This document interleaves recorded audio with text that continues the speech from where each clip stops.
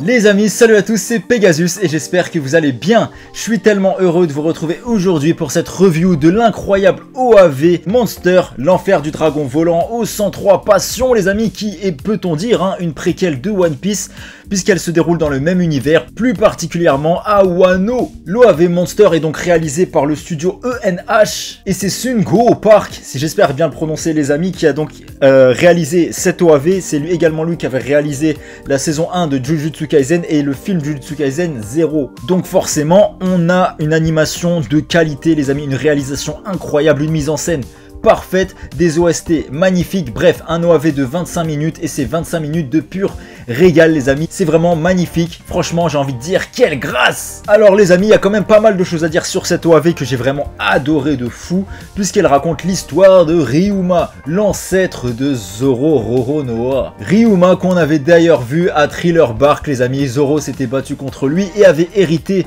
de son sabre, et en fait faut savoir les amis que cette préquelle de One Piece, si on peut qualifier ça de préquelle, a donc été écrite par Eiichiro Oda bien avant One Piece. Ça veut dire que le gars il a écrit ça avant de créer sa série One Piece et finalement il s'est dit bon cette petite histoire que j'ai écrite là, je vais l'insérer dans mon œuvre, dans l'œuvre de ma vie tout simplement. Et qu'est-ce que ça s'insère bien les amis. Bref, déjà cet OAV, de quoi il parle, qu'est-ce qu'il raconte de beau. Déjà cet OAV les amis s'ouvre sur une légende qu'on nous raconte, ça veut dire qu'il y a 10 ans une corne a été dérobée etc etc. Et on dit que si on souffle dans cette corne les amis, en gros c'est la mouise totale. Bref, très vite l'OAV va s'ouvrir où on voit justement Ryuma qui est en fait un sabreur qui n'a pas d'oseille, qui crève de faim etc. et qui va aller devant un restaurant et qui va vouloir manger tout simplement, mais il n'a pas d'argent.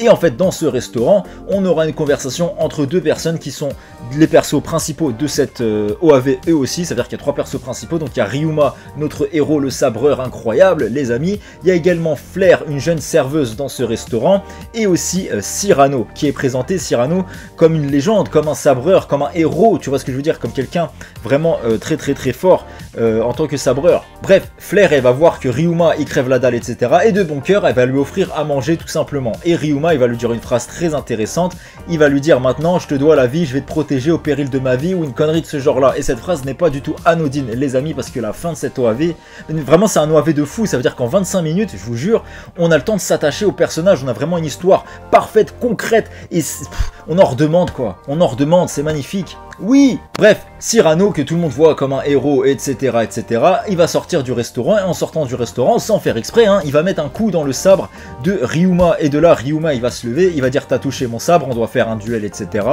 et du coup il va dégainer son sabre, sauf que Cyrano va prendre le dessus sur notre héros Ryuma tout simplement, sauf que Ryuma en voulant toucher Cyrano, il va mettre un coup de sabre tu vois, et il va trancher une statue qui est d'une matière, je sais plus c'est quoi la matière, je crois que c'est du cuivre ou je sais pas, qui est réputée incassable en fait, sauf que notre héros Ryuma, cette statue il va réussir à la casser net, ce qui va laisser le serveur de ce restaurant totalement pantois, et ça va lui faire se poser beaucoup de questions. Serveur dans ce restaurant d'ailleurs les amis, qui est un personnage mine de rien important, puisque c'est lui qui à la fin de cette OAV va nous apprendre un truc de fou, mais on va en parler après dans la vidéo. Bref, de là Ryuma reste un petit peu dans le restaurant, il discute justement avec ce serveur, et il parle justement d'un dénommé King qu'on présente justement comme le meilleur sabreur du monde, c'est un héros, et justement cette information qui semble être juste une conversation de comptoir n'est pas du tout à prendre à la légère les amis, parce qu'encore une fois à la fin de cette OAV on a une révélation incroyable. Bref, Ryuma lui il va se barrer du restaurant, et en se barrant du restaurant il y a un autre boug qui va toucher son sabre, et de là il va encore dégainer son sabre etc, sauf que le boug en fait en question c'est genre un petit clown etc qui va faire un tour de passe-passe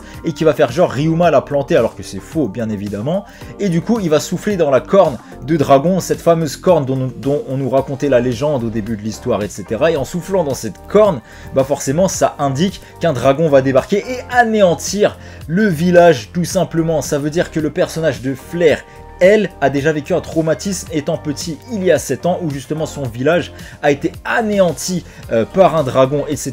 Tout le monde est mort dans son village excepté elle, qui a soi-disant été sauvée justement par Cyrano. C'est pour ça qu'elle est tant admirative envers le personnage de Cyrano. Et de là Cyrano va dire à Flair écoute, un dragon va débarquer, partez tous du village, je m'en occupe de ce dragon, vous allez voir, un sabreur doit mettre sa vie en jeu, blablabla, il sort l'orchestre, les violons, tout ce que tu veux. Et de là en fait tous les villageois vont partir du village par sécurité pour pour échapper au dragon en plaçant tout leur espoir en Cyrano dans l'espoir justement qu'ils puissent vaincre ce dragon. Dans ce village, il reste donc uniquement Ryuma. Flair qui elle a décidé de rester dans son village et de mourir justement avec son village, elle est prête à ça. Également Cyrano. Sauf que Cyrano, les amis, a un associé. Et son associé, c'est qui? C'est le gars qui a essayé de piéger notre Ryuma adoré. Et en fait, les deux sont de mèche. Et Cyrano n'est pas du tout un grand sabreur, c'est juste un escroc. Un escroc de la pire espèce, les amis. Et en fait, ils ont fait évacuer le village pour derrière s'emparer de toutes leurs richesses, leurs trésors, etc. Chose qu'en fait, ils ont déjà fait beaucoup de fois. Ils l'ont même fait il y a 7 ans, dans le village où Flair est né, etc. Et en fait, Flair voyant Cyrano la personne qui l'a sauvé, mais en fait non, c'est la personne qui a détruit son village, qui a tué ses parents, etc. etc. Et ce fumier là, il s'est bien foutu de la gueule de Flair. Et Flair, en fait, elle va tout entendre. Et Ryuma aussi, bien évidemment. Et de là, Ryuma va dire à Flair, écoute, barre-toi de ce village, maintenant je vais régler ça. Sauf que Flair, elle va dire non, t'inquiète. Elle va faire la femme très forte en fait devant Ryuma, sauf que derrière elle va s'enfermer dans son restaurant et elle va pleurer toutes les larmes de son corps, les amis. Et cette scène est incroyable puisque déjà on a une OST magnifique, une réalisation incroyable, une mise en scène de fou, les amis. C'est vraiment très émouvant. Et la manière surtout dont on voit ces deux fumiers là en train de rigoler, se foutre de sa gueule pendant qu'elle est en train de chialer toutes les larmes de son corps. Et bien évidemment pendant qu'elle va pleurer, Ryuma va entendre les pleurs de la personne qui l'a sauvé, car oui, Flair a sauvé Ryuma en lui donnant à manger et il lui sera éternellement reconnaissant. Et de là, les amis, on a Ryuma qui va décider de venger la femme qui l'a sauvé, donc Flair, et il va aller affronter Cyrano. Et en allant partir affronter Cyrano, déjà on est en animation de folie, ça veut dire qu'on voit Ryuma courir vers Cyrano, et déjà l'animation est incroyable, on a une OSC de fou, une mise en scène incroyable. Il arrive devant Cyrano et il va le buter.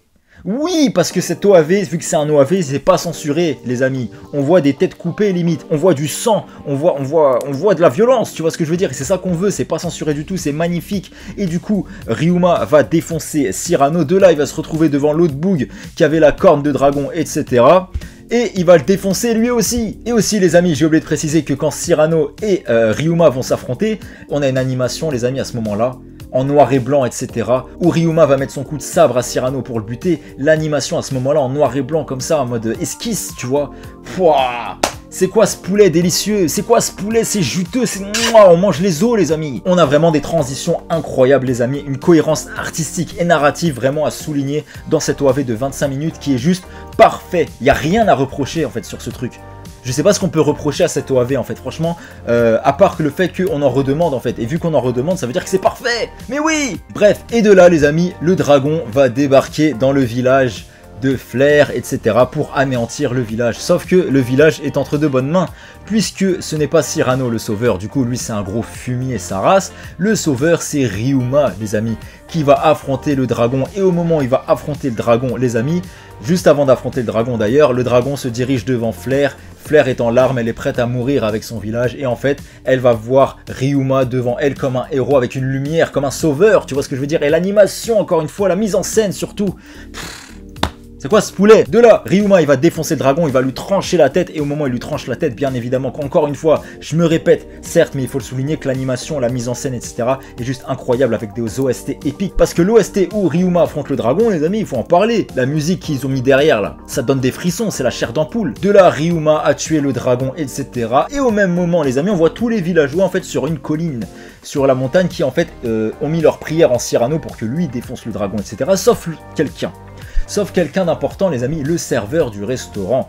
Parce que ce serveur en question, les amis, il a tilté quelque chose. Il a tilté, il se dit, ce Ryuma, j'en ai déjà entendu parler, j'ai déjà entendu ce nom quelque part. Et oui, il l'a déjà entendu quelque part, les amis. Pourquoi? Parce qu'au moment où Ryuma, lui, va partir du village, etc., il va dire au revoir à Flair. Et d'ailleurs, les adieux sont très émouvants, mais c'est pas vraiment des adieux, c'est plus un au revoir, en fait. Et parce que Ryuma va dire à Flair, écoute, je t'ai quand même sauvé 2 fois, toi tu m'as sauvé 1 fois, donc tu m'en dois encore une. Donc je vais revenir dans ton village et tu vas encore me nourrir, jeune fille. Et ça, c'est beau, les amis. Et bien évidemment que Flair est très heureuse à l'idée de revoir son sauveur et ce genre de choses. Et au moment où Ryuma s'en va, les amis, tout le monde va apprendre la vérité, comme quoi Cyrano c'est un fumier, c'est un escroc, et en fait Ryuma, qui n'est pas du tout en quête de gloire, qui d'ailleurs n'a pas d'oseille, hein, parce que je le rappelle, au début de l'OAV, on le voit, il a pas d'argent pour manger, etc.